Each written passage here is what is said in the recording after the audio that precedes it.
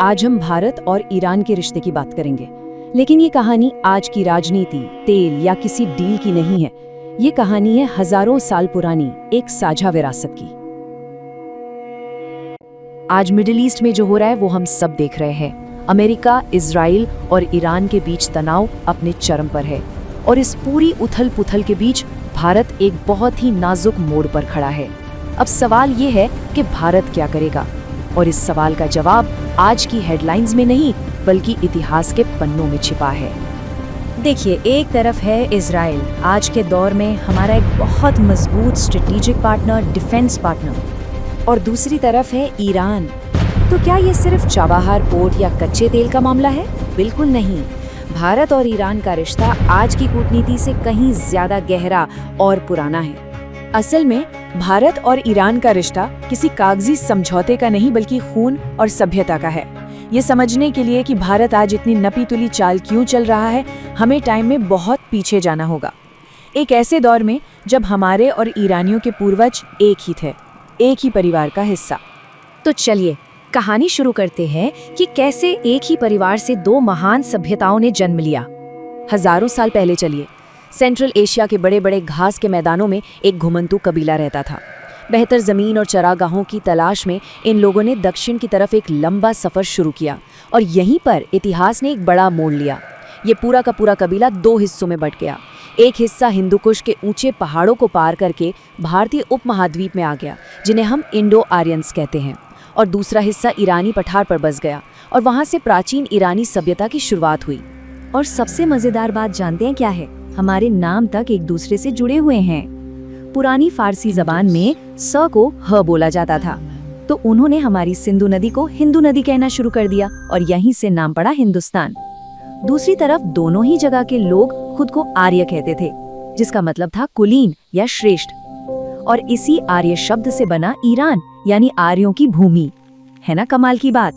लेकिन जब ये दो भाई अलग हुए तो इनके भगवान भी अलग हो गए, और यहाँ तो कहानी और भी ज्यादा दिलचस्प हो जाती है। जरा इस स्लाइड को देखिए, ये तो सब कुछ उल्टा ही हो गया। भारत के वेदों में हम देव को पूजते हैं और असुर को बुरा मानते हैं, लेकिन ईरान में ठीक इसका उल्टा हुआ। पारसी धर्म में अहुर, जो हमारे असुर से मिलता जुलता शब्द है, वो सबसे बड़े भगवान बन गए और हमारे देव वहां जाकर दैव कहलाने लगे, जिसका मतलब था बुरी आत्माएं। सोचिए, एक ही खून, एक जैसी भाषा, पर समय के साथ जो एक के लिए भगवान थे वो दूसरे के लिए दानव बन गए। ये इतिहास का एक बहुत बड़ा विरोधाभास है। सदियों बाद इतिहास ने इन दो बिछड़े हुए भाइयों को फिर से मिलाया, लेकिन इस बार माहौल बिल्कुल अलग था। ये कहानी है पारसी समुदाय की, जो अपना सब कुछ छोड़कर वापस अपनी जड़ों की तरफ यानी भारत आए। ये बात है 7वीं सदी की।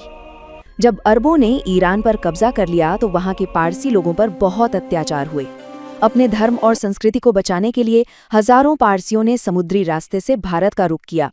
वे गुजरात के तट पर उतरे, जहां उनका सामना वहां के राजा जदी राणा से हुआ। कहते हैं कि राजा जदी राणा ने पारसियों को दूध से भरा एक कटोरा भेजा। इसका मतलब था कि उनके राज्य में और लोगों के लिए जगह नहीं है। जवाब में पारसी धर्मगुरु ने उस दूध में चुपके से थोड़ी चीनी मिला दी। ये एक वादा था, वादा कि हम आपके समाज में ऐसे घुल मिल जाएंगे जैसे दूध में चीनी, और सिर्फ मिठास फैलाएंगे। राजा इस जवाब से इतने प्रभावित हुए कि उन्होंने पारसियों को शरण दे दी। खैर, पारसियों के आने के बाद भी ईरान का असर भारत पर बढ़ता ही गया, खासकर दिल्ली सल्तनत और मुगल काल में। ये असर इतना गहरा है कि हमारी रोज की जिंदगी में मौजूद है, बस हम शायद नोटिस नहीं करते। जरा सोचिए, हम दिन भर में कितने शब्द इस्तेमाल करते हैं।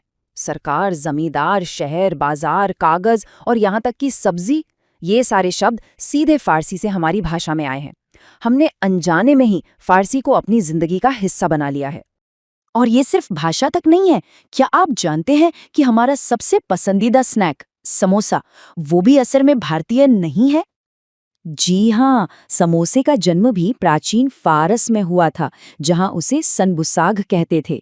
जब व्यापारी इसे भारत लेकर आए तो हमने इसमें अपने मसाले और आलू भरकर इसे पूरी तरह से अपना बना लिया। अरे, हमारी बिरयानी और पुलाव की जड़ें भी फारसी पुलाव से ही जुड़ी हैं। संगीत की दुनिया में भी ये रिश्ता बहुत गहरा है।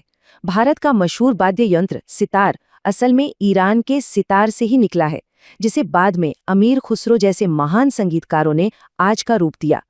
तो अब वापस आज के दौर में आते हैं, जहां ये हजारों साल पुराना रिश्ता अपनी सबसे बड़ी और शायद सबसे मुश्किल परीक्षा से गुजर रहा है। आज ईरान और उसके पड़ोसियों के बीच हालात बहुत खराब है। प्रॉक्सी वॉर, मिसाइल अटैक, बड़ी शक्तियों की दखलंदाजी, पूरा इलाका बारूद के ढेर पर बैठा है। और ऐसे में दुनिया की नजरें भारत पर हैं कि वो किसका साथ देगा। ये फैसला भारत के लिए आसान नहीं है, क्योंकि ईरान सिर्फ हमारा इतिहास नहीं बल्कि भविष्य के लिए एक बहुत बड़ा दांव है। और इस दांव का नाम है चाबहार बंदरगाह, जिसमें भारत ने भारी भरकम निवेश किया है। चाबहार पोर्ट भारत के लिए एक गेम चेंजर है।